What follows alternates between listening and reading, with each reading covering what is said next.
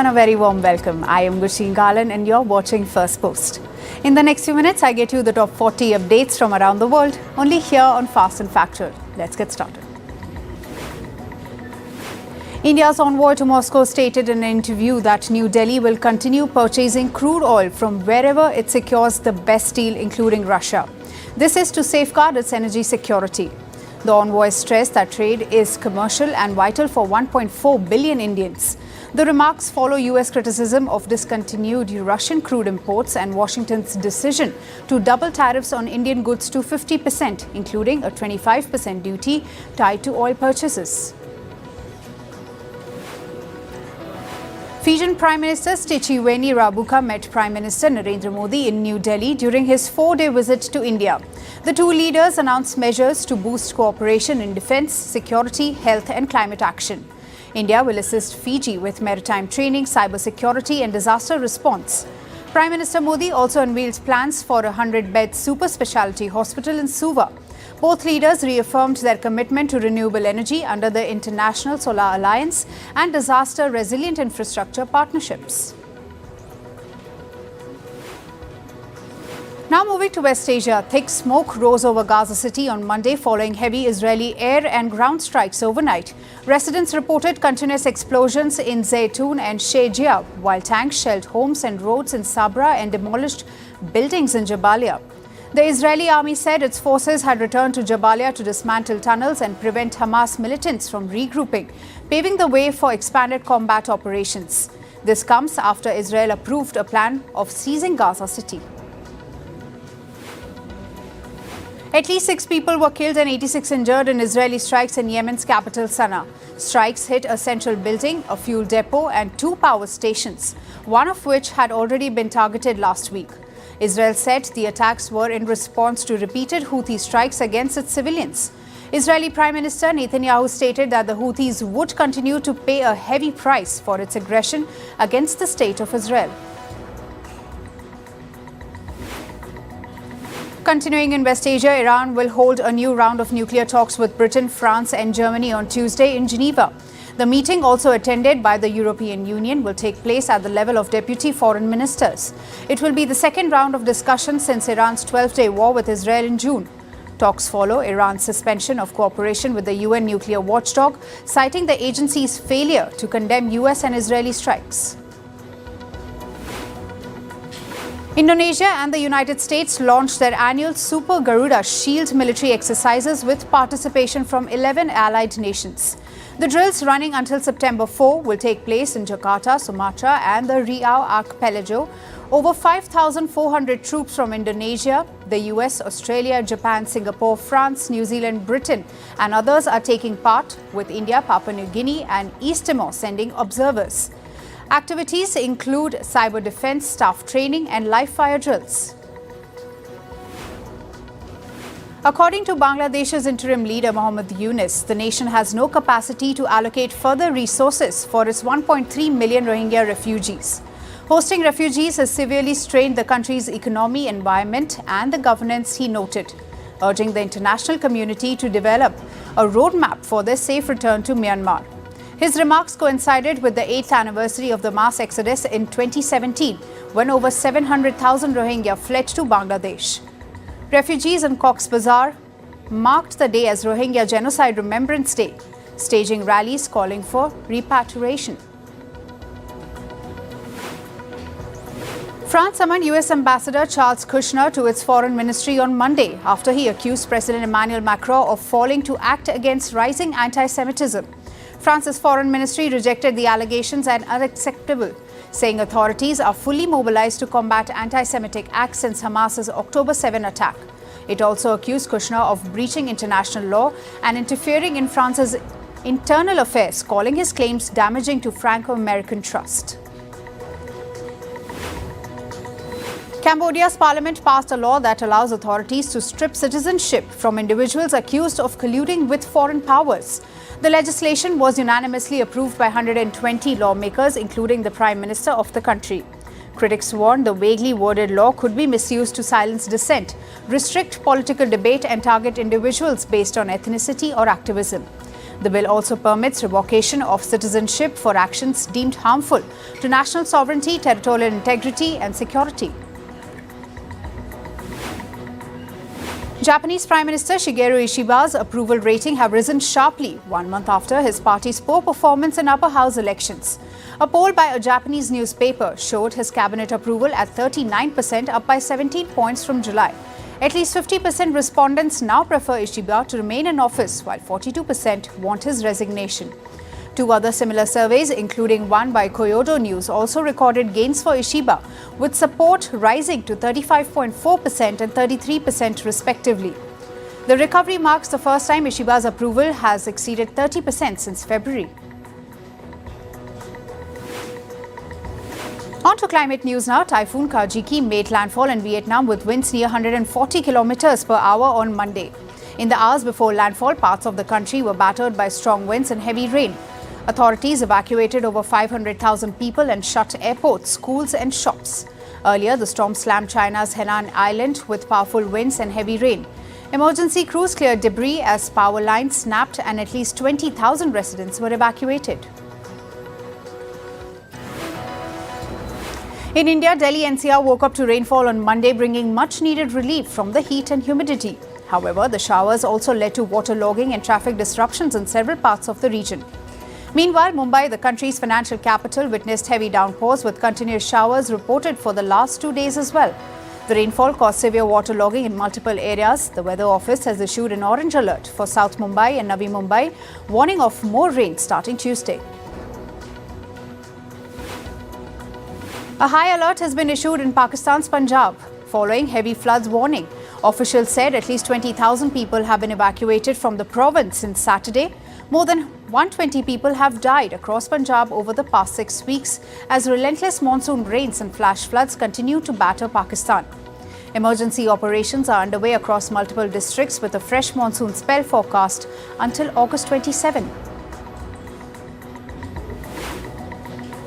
In California, firefighters battled the picket fire in Napa County on Sunday. The wildfire spread rapidly, scorching at least 6,500 acres and was only 11% contained by late evening. More than 1,000 emergency personnel, supported by helicopters and engines, worked to bring the blaze under control. However, extreme heat made conditions hazardous for crews. Meanwhile, new evacuation orders were issued as several vineyards came under threat from the growing fire. Apocalyptic scenes unfolded in central Oregon as the flat fire raged near the town of Sisters. Officials said the blaze began on Thursday and by Sunday it had scorched at least 21,000 acres. Meanwhile, hundreds of firefighters struggled against dry conditions and strong flames. Authorities said cooler night temperatures could help crews strengthen containment. A community meeting was also planned to update residents and address safety concerns on Monday.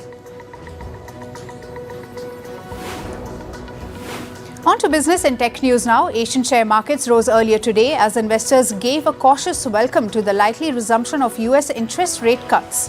Investors were also watching Nvidia's upcoming results this week, hoping to justify the tech sector's high valuations. Japan's Nikkei rose 0.6%, South Korean stocks gained 0.7%, and Australia's index added 0.4%. But other markets were muted, with Euro Stoxx 50 and DAX futures both down 0.2%. The US dollar attempted to recover earlier today after Federal Reserve Chair Jerome Powell's dovish shift sent it to tumbling last week. The currency added 0.1% against the euro and the pound and rose 0.3% to 147.26 yen. Traders were pricing in an 84% chance of a September rate cut, as Powell warned that downside risks to employment were rising. Meanwhile, oil prices edged higher after Ukraine stepped up drone attacks on Russia's energy facilities. Brent crude futures rose to $67.76 a barrel, while West Texas Intermediate crude futures gained $63.73. The attack damaged a reactor at one of Russia's biggest nuclear plants, raising concerns of disruption to Russian supplies.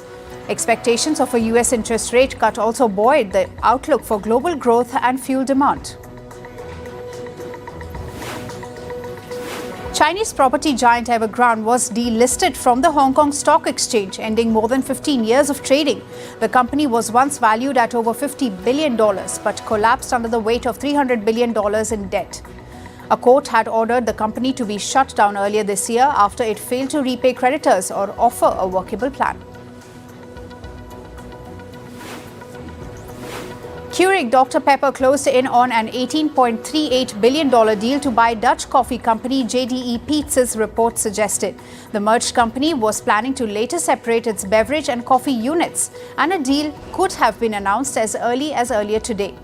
Keurig Dr. Pepper owned brands including Dr. Pepper and 7-Up and had a market valuation of about $48 billion. JDE Peet's, listed in Amsterdam, was valued at nearly $15 billion. Coca-Cola was reportedly working with investment bank Lazard to review options, including a potential sale of British brand Costa Coffee.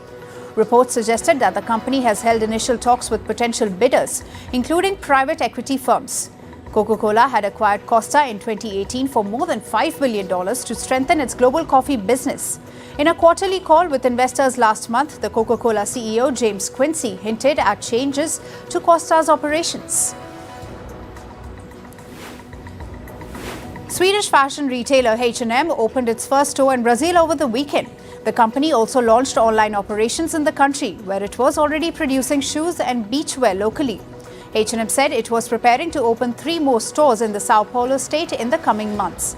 Executives added that the first store in Sao Paulo was focusing on women's fashion. Libya's state-run National Oil Corporation announced it was preparing to host a Libya-US Energy Forum. The event was expected to bring together US energy companies, Libyan officials and investors to discuss partnership and investment. The announcement came as the NOC was signing new agreements with ExxonMobil after years of disrupted output and security concerns. SpaceX called off the launch of its Starship rocket from Texas on Sunday after a ground system issue was detected. The 232-foot Super Heavy booster and 171-foot Starship upper stage had been fully stacked and fueled ahead of the planned evening liftoff. The postponement delayed the attempts to demonstrate key milestones following several earlier test failures this year. Spotify reportedly signaled further price increases for customers as it invested in new features and targeted 1 billion users worldwide. The company said subscriber numbers rose 12% to 276 million over the past year, while monthly active users climbed 11% to 696 million. Spotify reportedly noted that price hikes were now part of its toolbox, even as it delivered new services including AI tools, audiobooks, and a potential superfan tier. Moving to sports, today we begin with football. Kylian Mbappe was again on target for Real Madrid as they overcome Real Oviedo 3-0 in La Liga. Both Mbappe and Vinicius Jr. made the difference in north of Spain. The Frenchman notched a brace. Meanwhile, the Brazilian slid in a late third goal to seal the match. Manchester United played a 1-1 draw against Fulham. Rodrigo Munez's own goal put United in front on the hour mark. But Emil Smith-Rowe came off the bench to rescue a point for Fulham. So far, Manchester United are yet to record a Premier League win this season. In cricket, Australia crushed South Africa by 276 runs in the final one-day international, even as they lost the series 1-2. Batting first, Australia's Cameron Green slapped a 47-ball century, with Travis Head and Mitchell Marsh also blasting tons to post 431 runs on the scoreboard. This is as Australia's highest ODI total on home soil. The hosts then dismissed the Proteas for 155 in the 25th over, with spinner Cooper Connolly taking 5 wickets. Batsman Cheteshwar Pujara announced his retirement from all forms of Indian cricket. Pujara has played in 103 tests and 5 ODIs in his international career. The batter made his test debut for India in 2010 and racked up about 7,200 test runs. The 37-year-old said he was hanging up the boots, noting that all good things must come to an end. In tennis, we keep up with the latest from the US Open. Women's world number one, Aryna Sabalenka, launched the defense of her US Open crown. Sabalenka beat her Swiss opponent 7-5, 6-1 as she advanced to the second round of the Grand Slam tournament. And Alexandra Ayala of the Philippines also advanced to the second round of the US Open.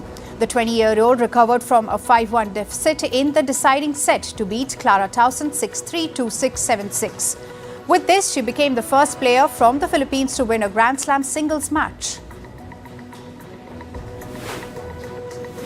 Meanwhile, Serbian icon Novak Djokovic showed the flashes of brilliance as he beat Liana Tien of the United States in the first round. The 24-time Grand Slam winner won the match 6-1, 7-6, 6-2 in 2 hours and 25 minutes.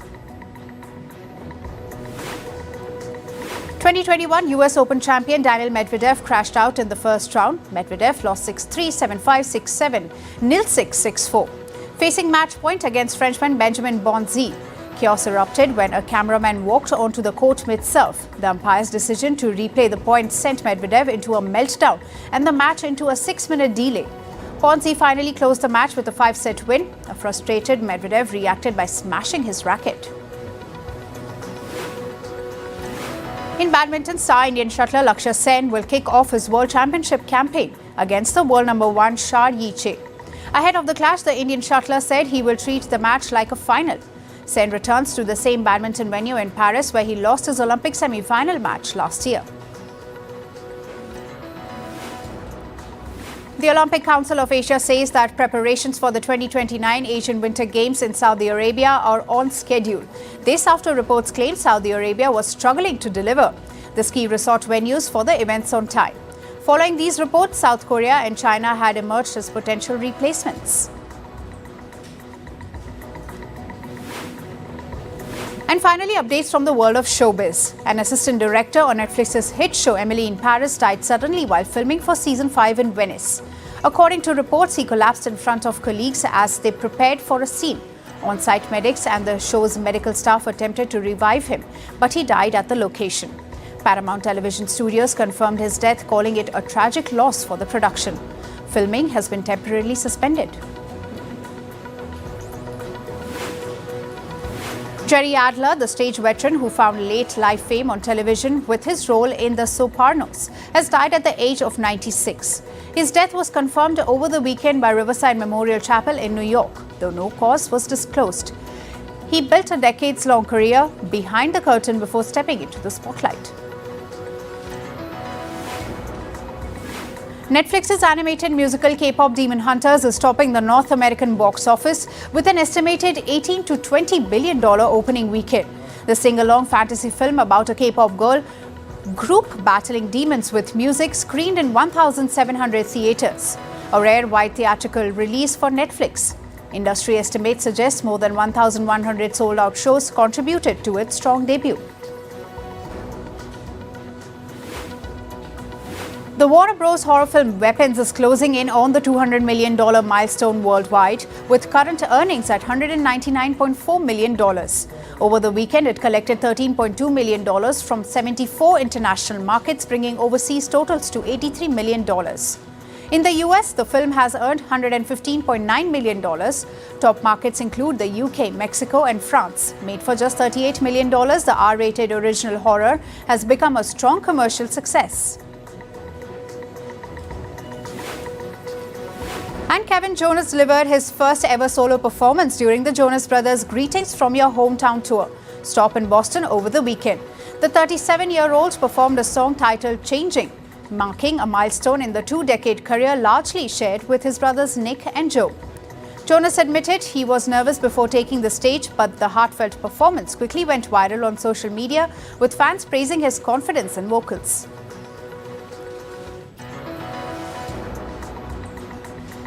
That's all for today. Thank you for joining us. I am Gushin Galan and we'll see you right back here tomorrow. Until then, stay informed and stay tuned to Firstpost.